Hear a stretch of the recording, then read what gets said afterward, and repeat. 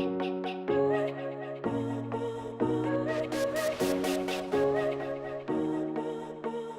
you everyone for being here. I'm really excited about this panel. We will be discussing blockchain use cases as well as what the future of blockchain is. But before we dive into any questions, we'll all go through and briefly introduce ourselves. My name is Layla Tabatabaie. I'm your moderator for this panel. I'm a blockchain lawyer. I also advise a lot of tech companies. The two I'll just highlight, which are blockchain companies, is one is Kanya.io, which is a peer-to-peer marketplace where you can hire high-quality freelancers paying in crypto. And then the other company is legaler.com, which is coming out later this year, and it democratizes legal aid. So basically, if you ever had to hire an attorney and it was too expensive or the lawsuit was just going on for too long, you can now crowdfund your lawsuit on this platform using cryptocurrency. And now I'll invite our panel to introduce themselves as well. Okay. Hi, my name is Katrin Shechtman. I'm principal architect working for Thomson Reuters. And at Thomson Reuters, I actually lead the blockchain efforts. Whoever doesn't know what Thomson Reuters is, besides news, so we are the largest world's news and information company. I'm Kelsey Cole. I'm the co-founder and chief strategy officer of AdBank, which is a company that puts digital advertising on the blockchain, really revolutionizing the payments mechanism to try and reduce fraud in the advertising experience. We're actually born and bred here in Canada. So truly a Canadian cryptocurrency company, which is, there's only a few of us, and excited to be here. It's very, very rare, let me just say, in blockchain, you'd have 3 women and only 1 man on the panel. This is pretty badass. Shout out to Kirsten for that one. This is a Kirsten Stewart move. And I look forward to many more. So my name is Brian Wong. I'm the co-founder and CEO of Keep. We are also in advertising, but our angle has been around rewards-based advertising and mobile apps.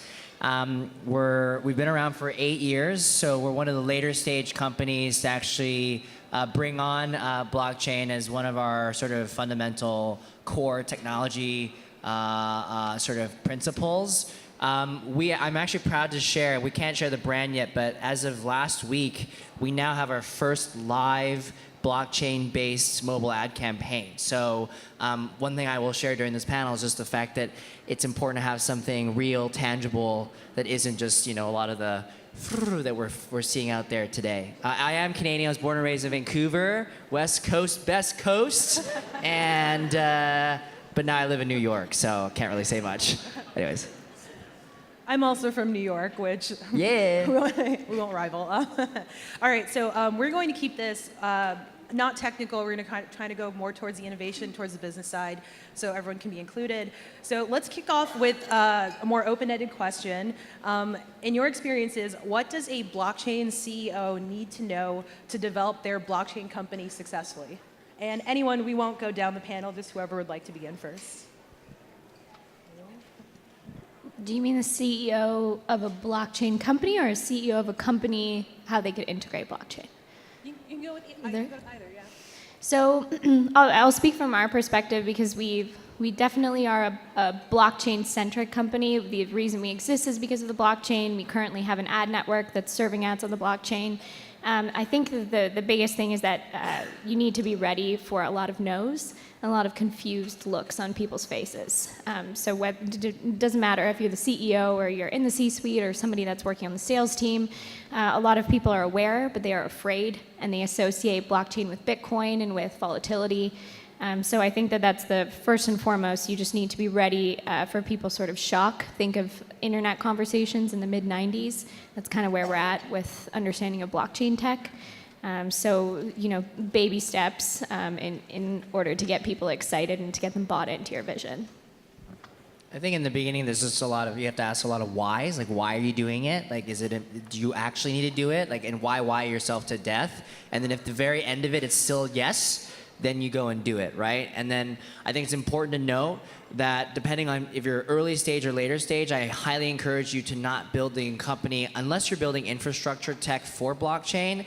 Don't make blockchain the main thing about your business, because you still need to have a thing even when the technology evolves beyond, right? So it's kind of like saying just because you use cloud for your company, you're now a cloud company. You're not. You're just using it as a technology. So same with blockchain. It's like we're still an advertising and media business, but we use blockchain as one of the technologies that help us do business better. So I think that's really important for people to remember, because if you make it the main thing, now you have your whole business on this one thing and one thing only, and it's just an enabler. It's just a way to help you do business better. So blockchain is actually, so I guess when Thomson Reuters does talk to CEOs a lot, and being so big and trusted company in many different verticals, CEO of companies and legal firms and tax and accounting firms would come to us and ask us, what is it blockchain? Just back to Kelsey and Brian. But also they would like to see how their industries are going to be disrupted by blockchain. And being in the position where sometimes CEO doesn't understand the difference between blockchain and Bitcoin, we came up, well, we didn't came up, but the industry came up with another terminology which is called DLT. Is anyone heard about it? Distributed ledger technology. So everyone kind of on the same board that it's technology and not this volatile Bitcoin or Ether or what's not.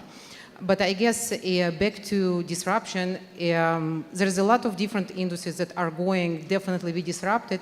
How, it's still a question, and to be there when it happens, it what makes the interest of the CEO nowadays. Okay. So on that note, if a company is looking to integrate the blockchain, what are the first, kind of how does that conversation begin, and how do they go about in terms of determining if the blockchain would actually help their company or not? I think simply put, if you have a supply chain that has a lot of actors in it and it gets inefficient because there's it's not as transparent, and you have a marketplace, obviously, that has a supply chain component to it, then blockchain immediately has applicability, because of course it helps create a cleaner way to transact, a more transparent way to transact, and people trust the technology. So that's one principle to look at. In advertising, it's, Kelsey will, I'm sure, attest, was a no-brainer, because you're sitting there and you're going like, no one really knows where their money's going. When I'm a brand and I'm buying an ad, I spend the dollar and then poof, it disappears. And then all of a sudden, random people that I didn't know I was paying is getting my money. So that, of course, is already an immediate reason for trying to implement it. But one thing that we did realize was sometimes there's industries that are rooted where bad actors actually benefit, and there's incentives around bad actors continuing to do bad activity. So you begin to kind of peel back the layers and you realize just how much of it is going on.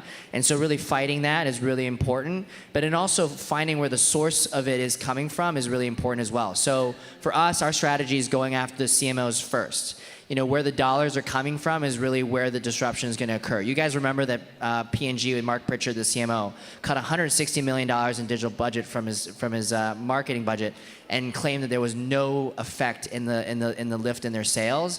And this was basically a big, I guess it was both a stunt and a statement to say that there was so much fraud and so much non-viewable advertising being served that he could actually cut that much money and nothing would happen. And so I think it comes down to a large potential player in the ad industry making a statement that blockchain has the potential as a technology to help disrupt.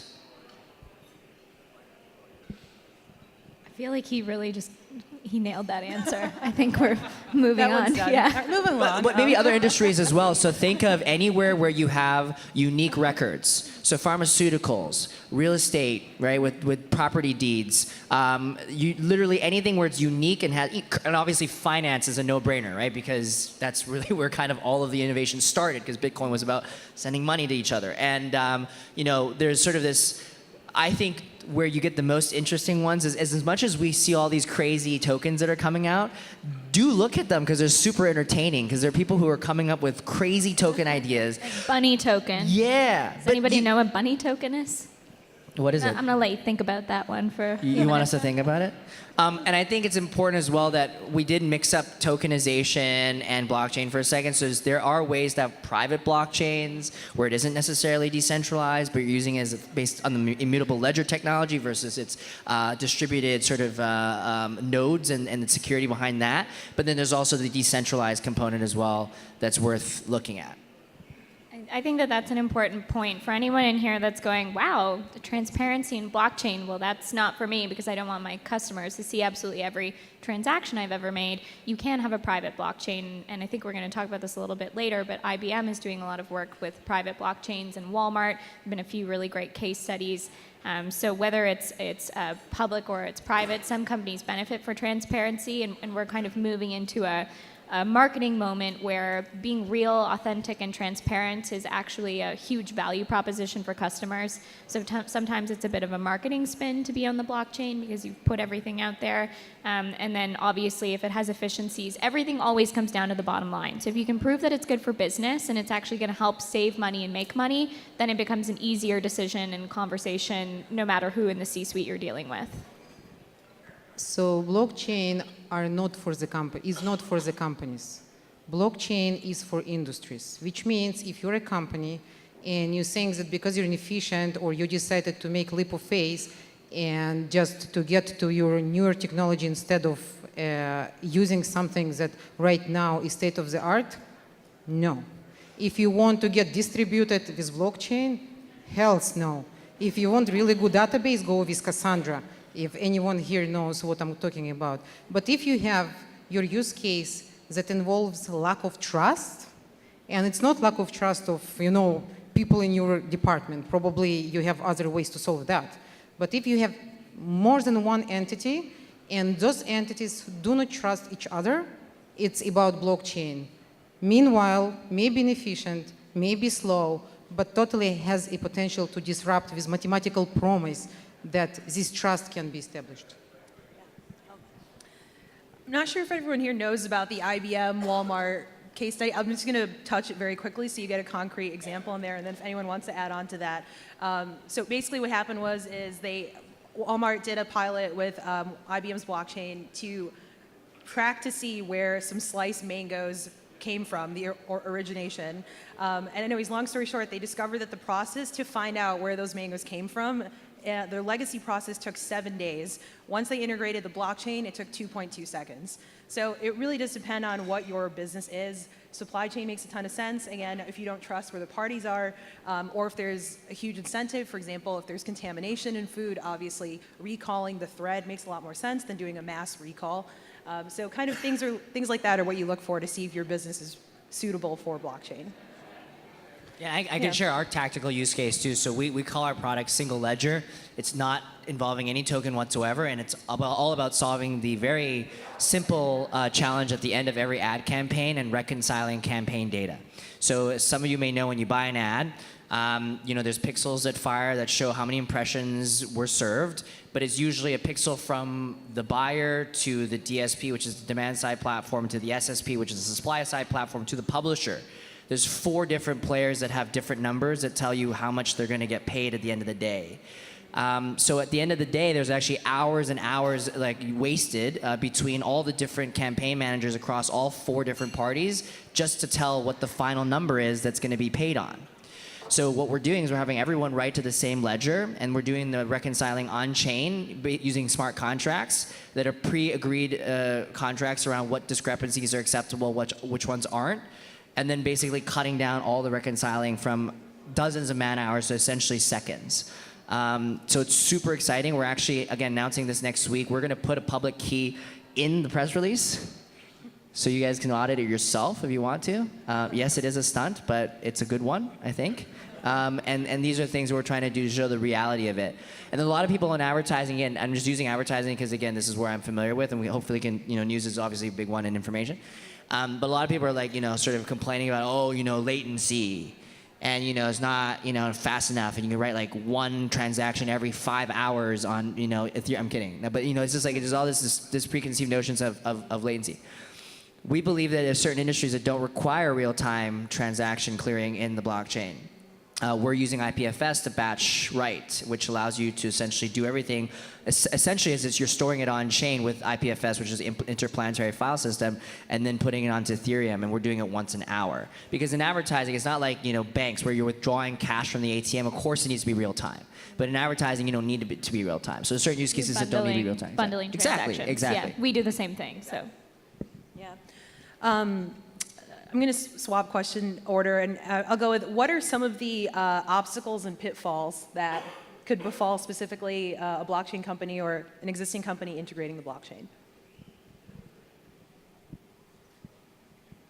Well, I'm a tech person, so one of the, the first ones is actually the technology is very, very young, and since there is a race, kind of, right? Like every blockchain wants to be the most popular, the biggest ecosystem, and what's not.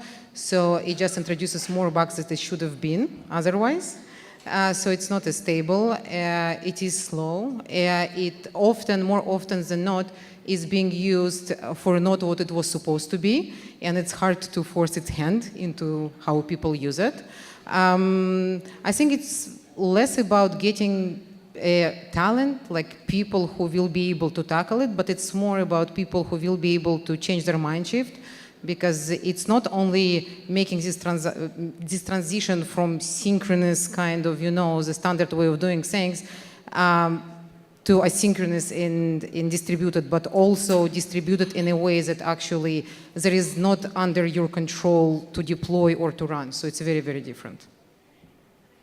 I think it's a combination of, for us running on the Ethereum network, finding the developer talent globally. Ethereum's the one that has the most developers working on it, but even still, we don't have enough blockchain developers in the world. We don't have enough even blockchain business people, so biz dev people that properly understand it and know how to communicate to senior executives why the technology works.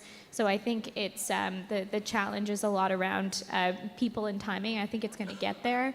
And then there's other layers. If you're a blockchain, cryptocurrency company like we are, of course, there's regulations that come into effect that start to change things that you need to be extremely aware of. So if there's any sort of token project that raised funds in an ICO sort of framework, you have a whole bunch of other challenges that could come at you next month, next year, and 2 years from now. So it's a very wild, it truly is the wild, wild west right now because of that cryptocurrency element. Yeah, I think just echoing what Kelsey was saying, just don't let, though, the legal kind of looming sort of fear affect you from attempting something in it, because I would say if you're just doing pure blockchain tech, it doesn't actually have massive legal issues. It's more like when you do the tokenization part, then it does, because, of course, the SEC has stated many times, not actually through official, really anything, just like commentary, that every token is a security, and so, of course, every company should be aware of lawyering up and making sure you take the right measures so that you don't become the subject of any subpoena or any litigation.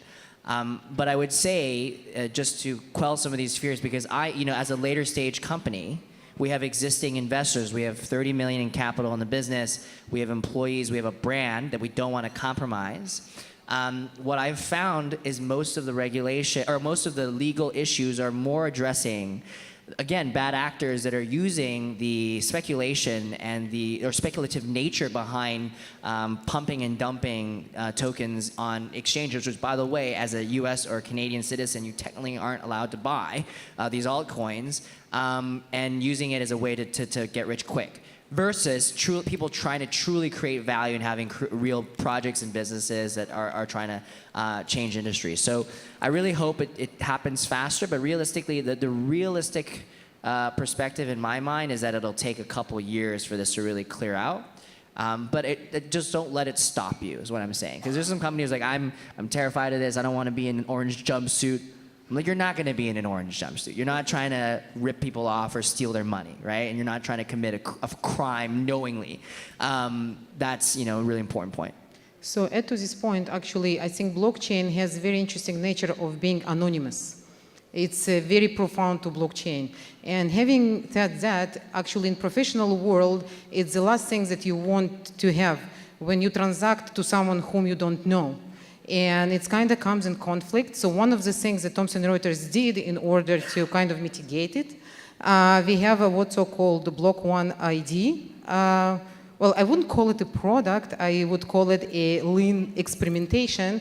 And the whole idea of it is the digital identity service for blockchain is running on Ethereum.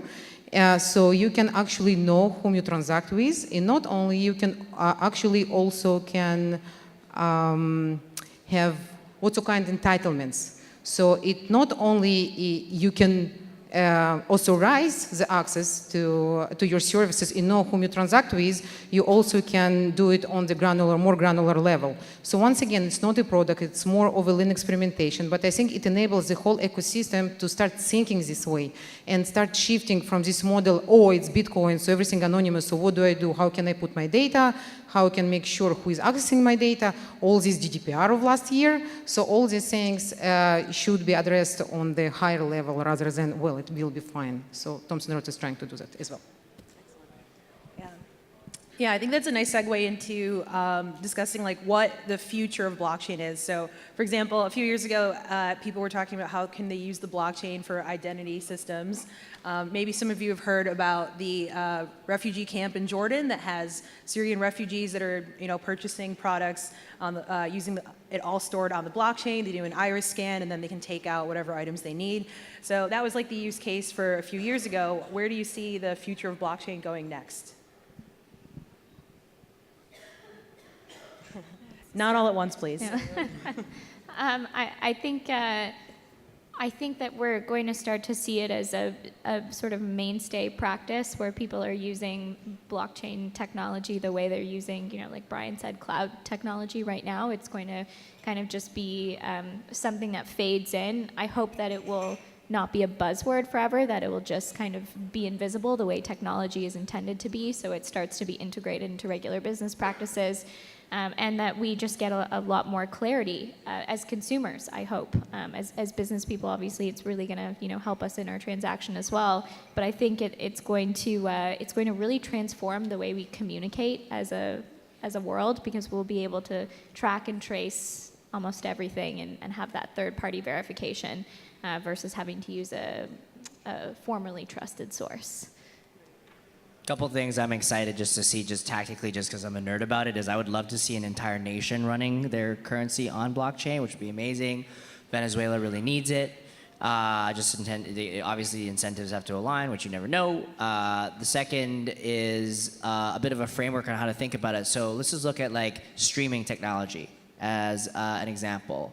You guys remember trying to like buffer and like load like your music and whatever, like 12 years ago or whatever, and it took forever, right? And then all of a sudden streaming technology got better and better, and guess what we got? We got Netflix, we got Hulu, we got Spotify, we got all these, so think about blockchain that way, where the applications of just streaming, and right now it's like streaming and downloading files faster is kind of what the current tech is like, but then once that gets faster, businesses can be built on it that you've never been able to experience before that revolutionize your experience, like a Hulu, Spotify, and Netflix, which is amazing. Spotify, you literally can have any song in the world you want because it's all from a central place, which is really exciting. So I actually think you have complete rehauls of business models as a result of blockchain. So even when I was tripping out on our own business, and like wasn't actually tripping out, but I was trying to in my head trip out on it, was like, how do we put ourselves out of business? And to give you an example, and I hope you can follow me, is right now the way we make money is we take a fee per transaction, essentially. We take a rev share, right? And that model, when you think about it, has no place in a decentralized ecosystem. Because when I'm talking about this efficient market, you know how I was saying that these actors in the middle? I'm one of them. That's actually my company, is to get rid of people like him. Exactly, correct. So, and knowing that she wants to get rid of folks like us, we're like, well, we need to get rid of ourselves. So we have this idea of what if it is truly decentralized? What if I take 0% rev share? And what if the market's truly efficient, where the advertiser finds you, the consumer, with no one in the middle? And then you're probably going like, how do you make money then? Well, this is why the token aspect is so fascinating, is because maybe, and I'm saying maybe because it hasn't been proven out, maybe the way I make money is only through my holdings of the tokens that are then used in a liquid way throughout the whole ecosystem, where people are obviously buying ads using the tokens, and then the publisher, the consumer gets the token as a part of the transaction, and then my holdings increase in value because the ecosystem overall is increasing in value. Some of you may be familiar with the KIN token that Kik has put out, and there's a similar spirit to that, where it's around digital goods and services and kind of using it as a percentage of collective use versus an individual per transaction fee model. And so these things is just one example, one tiny example of per transaction becoming around overall holdings. I'm going to say something slightly controversial. Why I think Canada is a great place for these businesses to be born and for all of you to work on is because there is, as we all know, an element of socialism that kind of has percolated into all aspects of our lives. And in a way, decentralized business models have a very socialist component to it, and that's why there's such an understanding of this in the Canadian ecosystem, and that's why Americans, being hardcore capitalists, going, well, I want the money now, I want per transaction, no. But it's like, if you have this view of like, ooh, what if the whole group gets better? And that's how we love doing this as Canadians. Well, but everyone has to be better. That is a good thing. So the question was about what's the future of blockchain. So future of blockchain, I believe, and many others believe too, are smart contracts. And the best evidence for it is actually that Bitcoin, that refused for so long to have any kind of, like, they had some kind of something semi-syntax language or whatever, but it was not as rich as Solidity, for example, for Ethereum or some others, and now they have it. And when we talk about smart contracts, it's a very interesting thing, because I was talking to lawyers last week in the middle of Crypto Valley. It was actually a really interesting experience. And they told me, well, when we heard about smart contracts, we thought, okay, so this is a legal binding entity. And then I had to explain them that smart contract is actually no contract at all. And let alone that it's not as smart as long as it doesn't get interesting data or data that can be trusted. Now, I'm not going to do any other endorsement as of now for some other things that we do at Thomson Reuters, but I would say that future of blockchain it's actually smart contracts that become A, sophisticated enough to be called smart, and B, actually becoming legal binding entities so they can call contracts. We should probably just disseminate what a smart contract is in case anybody doesn't know or you're not familiar with our jargon up here. But smart contracts were actually created here in Canada by a guy named Vitalik Buterin, who is a Russian-Canadian coder developer. He was the creator of Ethereum, which was born here in Toronto out of a whole bunch of Bitcoin meetups. So we've been global leaders in the blockchain space. No matter where I go in the world, everyone's like, Toronto, which is really cool. But a smart contract was his premise of taking the Bitcoin code and saying, I see where he's going with this, but it's not quite good enough. We need some sort of mechanism that essentially just brings about the premise of code, which is if this, then that. If this happens, then that will occur. And so a smart contract is a transaction between two people with predetermined, and how amazing would this be in business if we could all just predetermine something and it actually worked out that way, where the funds are released by the buyer or whoever is participating, and the person who's giving the service automatically receives payment once all of those demands have been met. So it's a very beautiful thing, these smart contracts, and that's what Ethereum really truly is backing, is that premise. Yeah, it essentially takes the place of escrow. Eventually, it will get sophisticated enough to take the place of escrow agents, is kind of where we see it. Which, honestly, as an attorney, none of us like escrow anyway, so I think it's exciting prospects for everyone. Well, and then people like attorneys, too, where we trust you to help. I'm one of the good ones. Yeah, I know. But we trust you to execute the contract or be the confidential holder of data from both parties. And again, having that all cleared on chain is really exciting. Yeah, absolutely. And so just for anyone in the audience who hasn't worked with blockchain before, with a product or service, so I'll bifurcate this question. The first is, someone who wants to enter this space, who's never worked with a product or service, what would be their first step to work with a company that does? YouTube. Honestly. It takes a lot to wrap your head around it. If anyone's still not sure what the blockchain is, the Center for International Governance Innovation, CIGI, out of Waterloo, did an incredible video. In 6 minutes and 37 seconds, you will be smarter than you've ever been in your life, because they will tell you what blockchain is and they will show you use cases. Spend a ton of time on there. Read Medium articles by thought leaders in the space. Connect with people on LinkedIn. Go to meetups. And really just take in the content, because you're not going to get anyone's attention if you walk in and you say, I want to work for a blockchain company, but I don't know what the blockchain is. Go down the Wikipedia rabbit hole. You already do that when you like randomly end up reading about like random tree species in like Fiji. But do that for blockchain related. Start off with the Ethereum Wikipedia page and just go from there. The others, I mean, they're just because it's general. CoinDesk is the TechCrunch of blockchain, and you can read all sorts of stuff that are happening in the industry. It's a bit dizzying, but there is a primer page on that. My first exposure, by the way, was the Goldman Sachs microsite. If you Google Goldman Sachs blockchain, there's a really cool-looking mobile-optimized, like animated explanation of what exactly the whole thing is, what smart contracts are, et cetera, et cetera.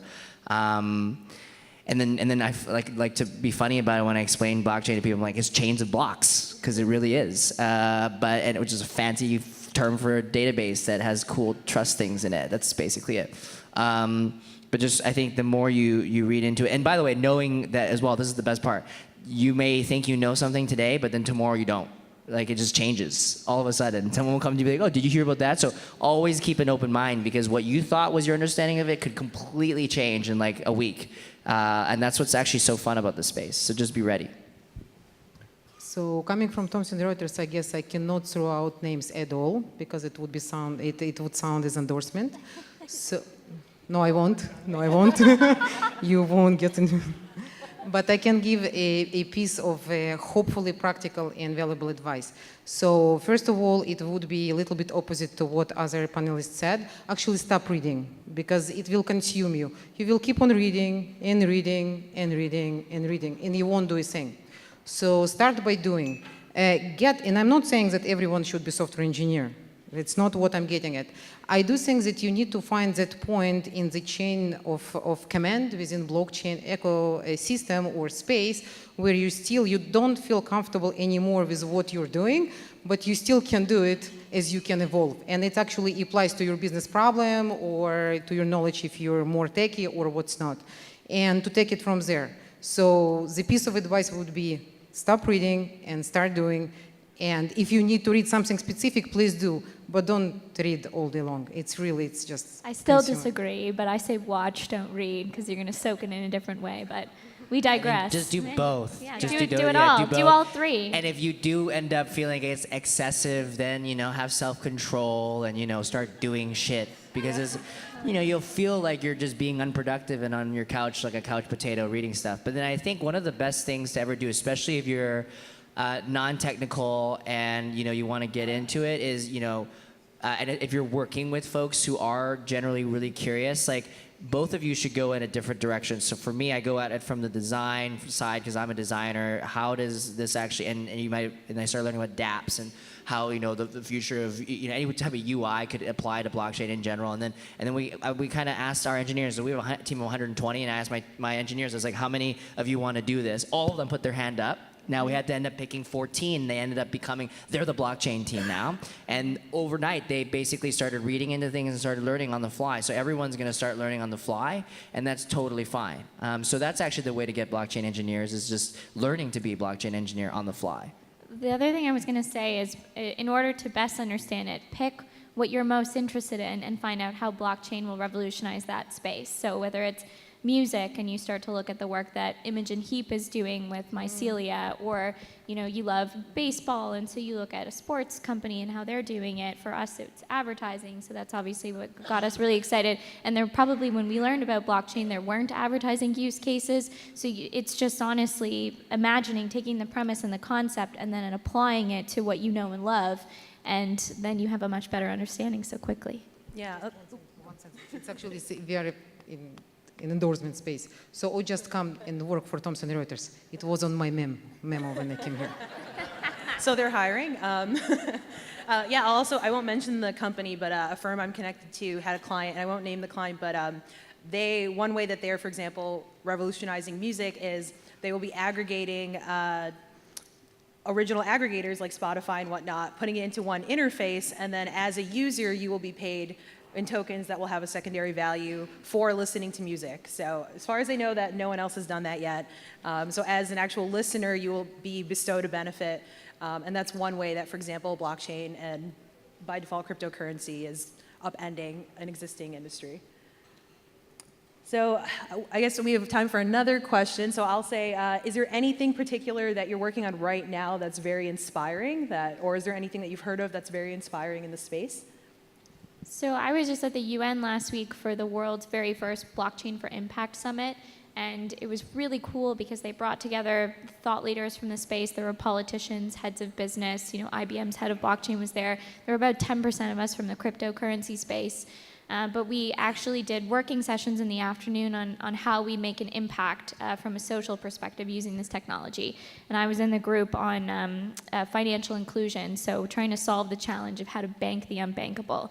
And I think what is so exciting to me is that government and politicians are actually listening, and they're open to adjusting and changing regulations. Now, obviously not the SEC, but there was another fellow there from a partnering organization. They're open to change. They want this to make the world a better place, and I know that sounds so lovey-dovey, but that really is sort of the underlying hope of this technology, is that it's going to help us reach more people and affect more lives. So that's what excites me most. I think, obviously I work on the advertising side, but there's a little part of me that likes to think, if companies are saving so much money on advertising that they're spending on fraud, what could they do with that money to hopefully go into CSR initiatives or some sort of impact project as a result? So that's what makes me so stoked, is this sort of ethereal energy surrounding blockchain conversations.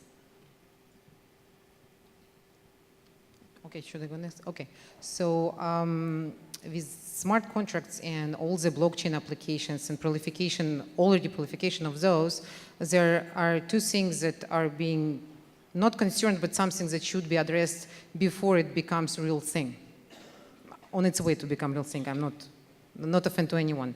So one of them, it's actually the anonymity of the anonymous nature of the blockchain, as we said. And another one is lack of data that can be trusted, as I mentioned before. So two things that we have done in Thomson Reuters, one of them I already mentioned, it's the digital identity service that can be used, and actually you can identify players that you transact with. Another one is called Block One IQ, and the whole idea is Thomson Reuters is very well known for its data in all different verticals, whether it's stock and accounting, or is financial data, or is legal data. And this data, actually, we the first major industry player who released an Oracle in Ethereum Lingua. It is a service that can provide this data on chain for different applications. So different startups, some of them from New York, like Axoni, can actually do equity swaps, and they can trust our data in order to be able to do that. And examples, there is more and more. So those two things. And another one, I think there is a lot going on in the space, especially around governments. Governments are super interested to get on with blockchain, like super interested. I think that yet to be seen if they will have to do it themselves, or there will be business models that will support that, because it's a big difference between particular technology supports what government wants to do and the viable business models that can support that. And let me give you one example. It's a property and land registry transfer. So this one is very valuable for, it's a government, it probably should be government-based. And it has a really good fit with blockchain, but there is not necessarily really good business model to it. So it's one of the examples that I think that government and different parties, such as startups and big players such as Thomson Reuters, they try to figure out how to take it forward. Yeah, I'll give another really quick example, and just to explain a term, an oracle, in case not everyone's familiar, is a trusted source. So oracles are important because it's also one of the obstacles with blockchain is it's a garbage in, garbage out problem. If your data that you put in is bad, then the data will perpetrate throughout, and that's like one of the main issues. So oracles are very, very important to have, probably why Thomson Reuters is investing so much money in becoming one, or essentially is one. And also, I think that's in going with what the future of blockchain is. I also believe that a lot more companies will come out to be those oracles. So another example is like the Weather Channel in the US. Like that's considered an oracle for us. It's a trusted source. The information that comes in, you essentially rely on. You don't doubt the credibility, so on and so forth. I just want to see, I haven't seen anything super, other than the UN example, which was really cool to read about. I would love to see a true solution come out for the underbanked. One of the main reasons why I think the Bitcoin rollout was so exciting until all the drug dealers and money launderers started to use it was around. Let's be honest here. Not was helpful, around. Brian. Yeah, not all of them are. Trust me. Is the underbanked, like the fact that you can send money to someone without a bank account and you don't have to have a social security number in the U.S. Again, like there are folks that you don't have one necessarily because you just moved out or whatever. It's just really cool to see that area get addressed, and in countries where bank infrastructure is basically non-existent, and so that's exciting to see. And these are really where real impact is, like access to credit, and microloans and things using blockchain. These types of things make real impact in people's lives. That's really exciting. There's a lot of peer-to-peer lending solutions that are starting to come out as well. You're actually wearing a shirt for peer-to-peer, yes, Celsius. Their whole premise is being able to lend where, I could send you a loan, you could send me one, and you still get that 5%, but you're using the decentralized community to verify if that person is trusted or not. So it allows access to capital in ways that we could have never imagined. And if you think of, some people who've had really amazing ideas that you would absolutely vouch for that couldn't get money from a bank, even in a country like Canada, it's pretty incredible, especially for women too. There's a really big play around empowering women using blockchain technology, and that's what the UN is kind of most excited about, is that sort of balancing out the scale amongst its global citizens using this kind of stuff. Yeah, I think we're seeing a lot of the largest players in countries adopting it in different ways. So I don't know if everyone read a few days ago actually, one of China's biggest banks now has their own cryptocurrency. Actually, I knew this 5 months ago and couldn't say anything, but I'm seeing more and more there are really, really big players in different areas that are creating their own as a means of control and tracking, because again, it's on this ledger and you can have this kind of transparency along the way. There are two types of blockchains, obviously. There's the permissioned and then there's a public, so it depends on what the needs are. But I see a lot more of that coming forward, and I would not be surprised if more and more countries started to adopt it as well. I think that the other thing we didn't talk about briefly is the power of AI, artificial intelligence, and machine learning when combined with the blockchain is unbelievable. A lot of us think of AI as those like scary killer robots, but what they're very, very good at is combing through large sets of data, and the blockchain is essentially just a giant ledger with a whole lot of data. So when you start to combine those two technologies, things get very, very exciting.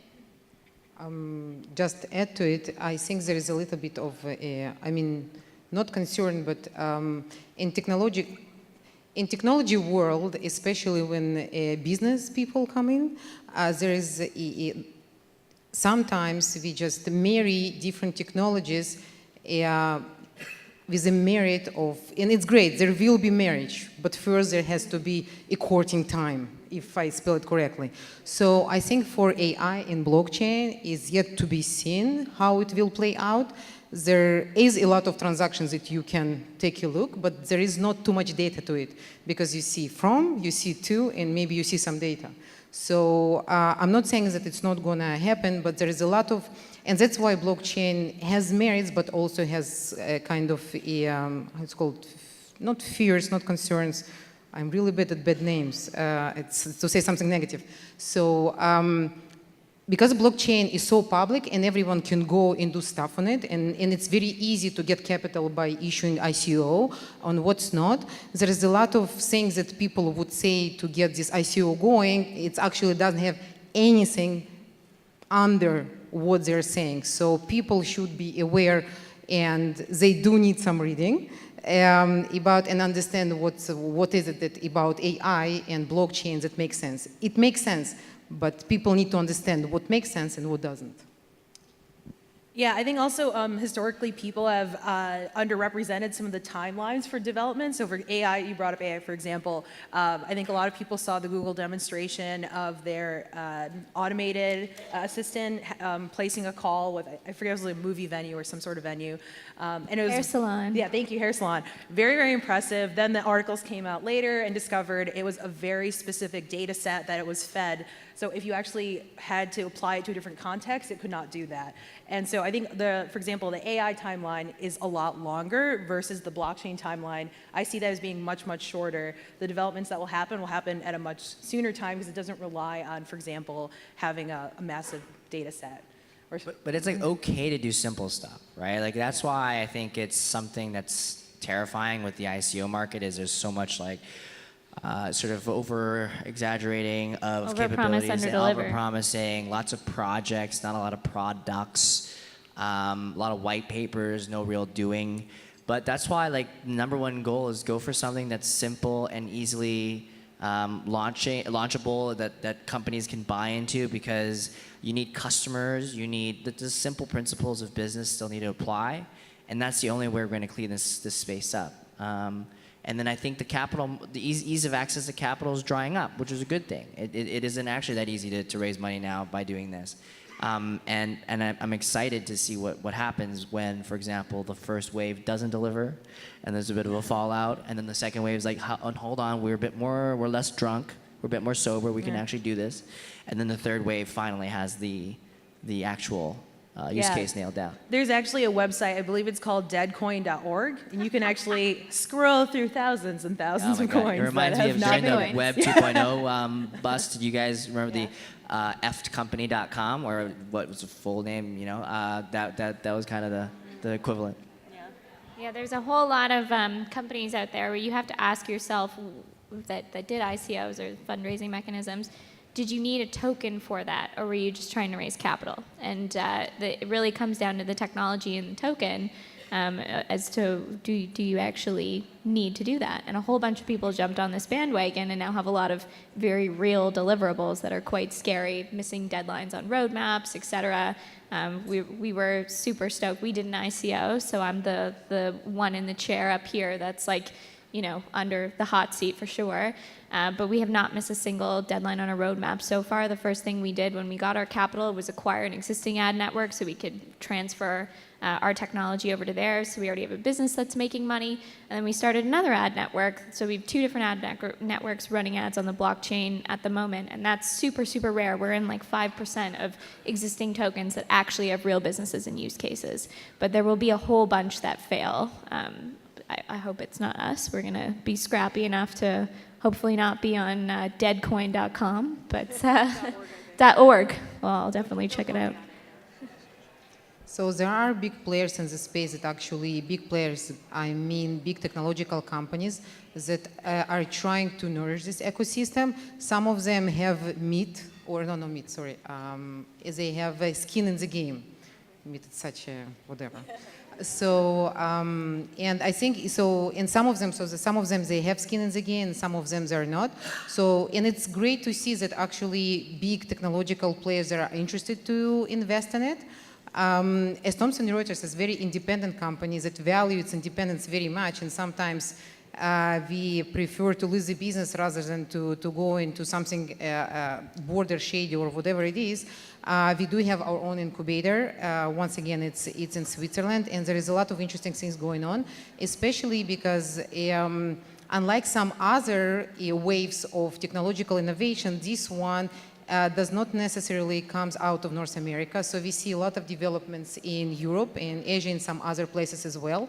So I think for startups who really want to survive and be successful ones and not the shady ones, just pump and dump, sort of, they need to follow the global trends, which is not easy because it probably takes more capital than the other way around. So stick to the big players and work with them.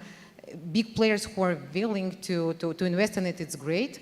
But there are players who, once again, they have more skin in the game that do not, so It's a choice. Yeah, I'll also mention essentially every family office and big company is in this space now. If you're speaking to a big company or a family office that says they're not, it's very, very unlikely.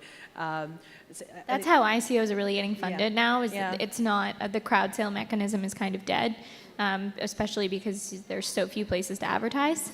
Facebook banned it, Google banned it, Twitter, Reddit, even Bing, which apparently 2% of people still use Bing. I don't know. But it's now family offices, private investors, and it's turning much more into the ecosystem that you would have raised in private capital with those same sort of VC, cutthroat mentality. The crowd sale and the classic ICO of 2017 is dead. More so because of the bear market, not so much because it's actually gone, but that's a whole different discussion, I think. Is there anything that you'd like to add? Or, oh, no, 5 minutes. No, we're done. Thank you so much for coming, everyone. We're done.